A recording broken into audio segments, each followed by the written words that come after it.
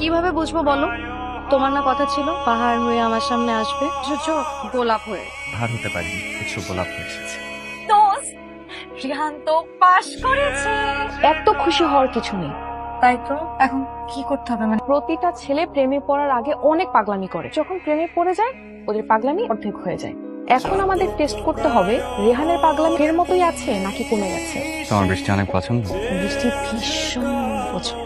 বৃষ্টির দিনে সবাই কি খেতে ইচ্ছে করে জানো? কি? ইলিশ খিচুড়ি। একদম। কিছু তো তেমন কিছু হয় না। তুই এরকম করতেছিস কেন? একটু ঝাল খেয়েছি তো, তাই তাই একটু কষ্ট হচ্ছে আর কি, এরকম লাগতেছে। ঝাল খাইছিস মানে? তোর আমরা কখনো ঝাল খাওয়াইতে পারি নাই। ঝাল খাইছিস মানে বুঝি নেই। খাই নাই, খাওয়াইছে। কে খাওয়াইছে? ওই যে ও মানে হয়েছে কি তো, মানে ও তো খুব ঝাল খেতে পছন্দ করে, তো লং টার্মে একটা আন্ডারস্ট্যান্ডিং এর ব্যাপার আছে না, তাই মনে কর যে একটু প্র্যাকটিস করলাম আর কি, যাতে ফিউচারে অ্যাডজাস্টমেন্টে কোনো ঝামেলা না হয়। এই অবস্থা হলো কি করে? তেমন কিছু হয় নাই, ছোট্ট একটা বাইক অ্যাক্সিডেন্ট।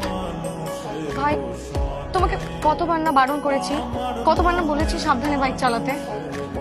বিশ্বাস করো আমি সাবধানেই চালাচ্ছিলাম, কিন্তু হঠাৎ করে হঠাৎ করে একটা সুন্দরী মেয়ে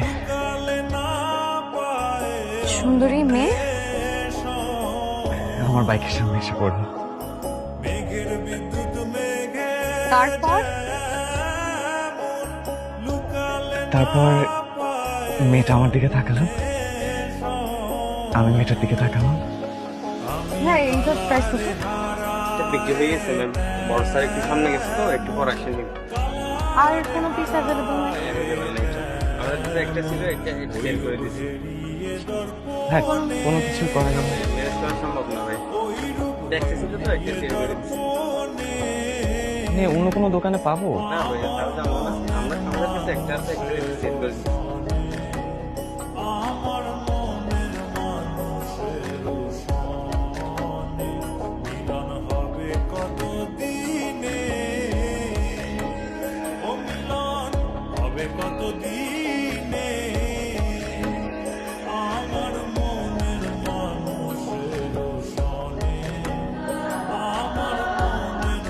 কতটা মন খারাপ?